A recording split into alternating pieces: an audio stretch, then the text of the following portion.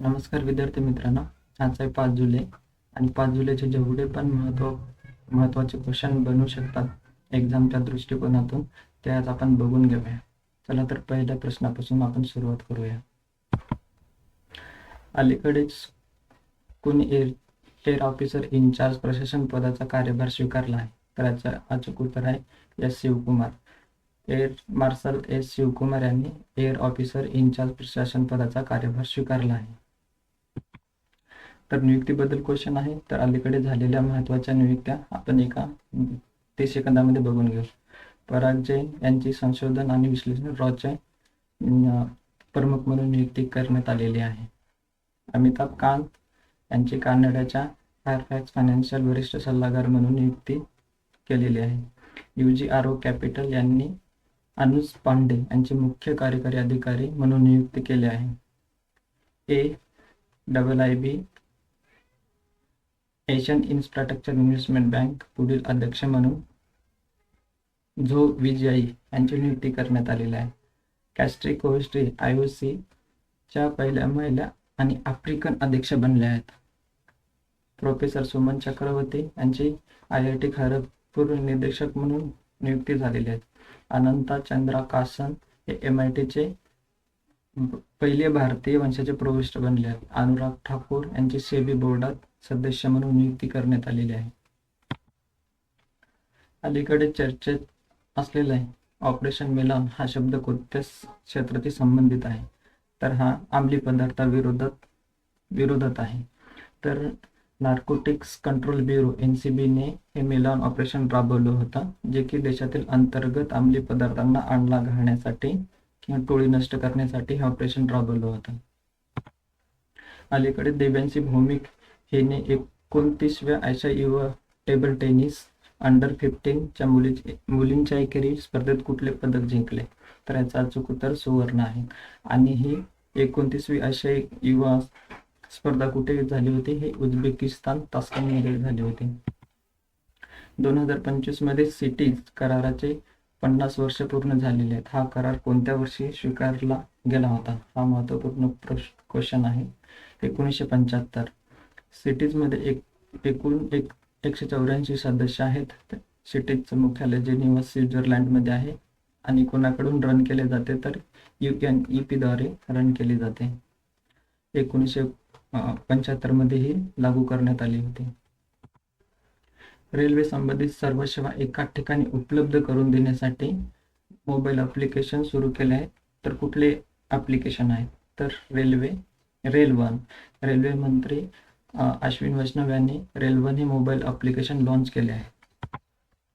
अलीकडेच सुरैया जुवांगरुंग किट यांची कोणत्या देशाच्या कार्यवाहक पंतप्रधान म्हणून नियुक्ती करण्यात आली? तर थायलंड. तर हे थायलंड इथे आहे. हे आपला प्यारा भारत देश. थायलंडची कॅपिटल बँकॉक आहे. करन्सी थाई बात आहे आणि प्राईम मिनिस्टर पी शिनावात्रा आहे. अलीकडे शांघाय सहकार्य संघटनेच्या संरक्षण मंत्र्याची बैठक कुठे झाली? तर हे चिंगदाओ इथे झालेली आहे आणि चिंगदाओ हे चीनमध्ये आहे. अलीकडेच इंडिया एनर्जी चा मुख्य सल्लागार म्हणून कोणाची नियुक्ती करण्यात आली आहे? तर नंदन निलेकणी. तर नंदन निलेकणी हे आधारचे संस्थापक आणि डिजिटल भारताचे महत्त्वपूर्ण भूमिका निभावणारे व्यक्ती म्हणून गणले जाते.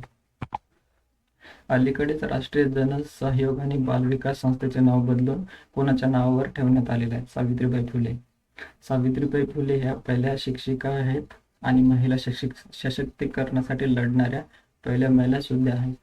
परंतु त्यांना आतापर्यंत भारतरत्न देण्यात आलेलं नाही आहे. ही आपल्या देशाची शोकांतिका आहे. अलीकडेच भारत आणि कोणत्या देशाच्या हिरव्या पोलाद ग्रीन स्टील ॲल्युमिनियम क्षेत्रामध्ये रणनीती भागीदारी केली आहे? तर याचं उत्तर आहे संयुक्त अरब अमिराती. मुख्यमंत्री प्रतिज्ञा योजना कोणत्या राज्याने सुरू केली आहे? तर ही बिहारने केलेली आहेत. महिला सशक्तीकरण आणि विद्यार्थिनीमध्ये लैंगिक समानतेबाबत शिक्षित करण्यासाठी ही योजना सुरू करण्यात आली आहे. जागतिक आरोग्य संघटना WHO ने ॲमेझॉन प्रदेशातील कोणत्या देशाला मलेरियामुक्त घोषित केलेले आहे? तर हा सुरिनामला केलेला आहे. सुरिनाम हा मलेरियामुक्त देश म्हणून प्रमाणपत्र मिळणारे 2025 मधला पहिला देश आहे. अलीकडेच नासाने आपले पहिले अंतराळ स्थानक मिशन कोणाला सोपवले आहे?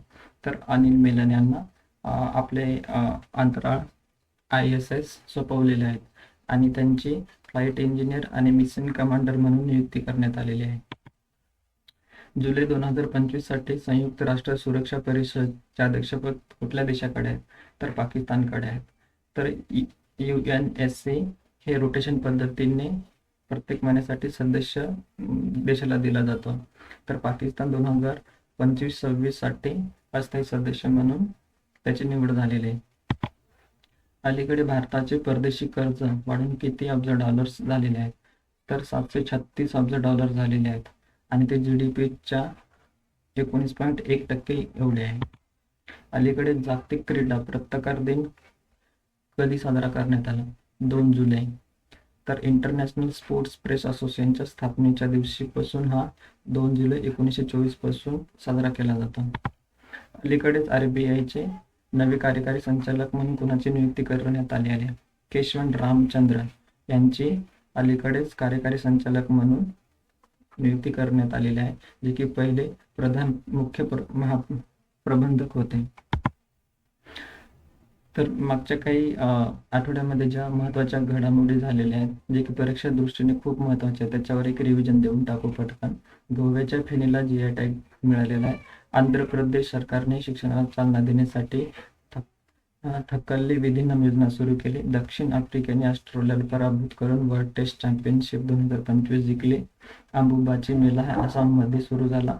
पंतप्रधान नरेंद्र मोदी सायप्रसचा सर्वोच्च नागरी सन्मान बहाल करण्यात आला. जागतिक शांतता निर्देशांकामध्ये आयर्लंड हा पहिल्या क्रमांकावर, तर भारत 163 देशापैकी 115व्या स्थानावर आहे.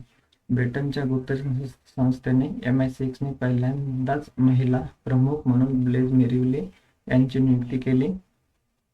भारत आणि मंगोलिया यांच्यात संयुक्त लष्करी युद्धाभ्यास घडला नॉर्मँडिक इव्हेंट म्हणून. गुजरातमध्ये ISAD बीज सण साजरा करण्यात आला. QS वर्ल्ड युनिव्हर्सिटी रँकिंगमध्ये IIT दिल्ली भारतात सर्वोच्च स्थान प्राप्त केले.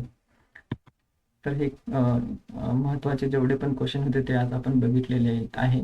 तर अशाच पद्धतीने तुम्हाला क्वेश्चन पाहिजेत असेल तर आपल्या चॅनलला लाईक, सबस्क्राईब आणि कमेंट करायला विसरू नका.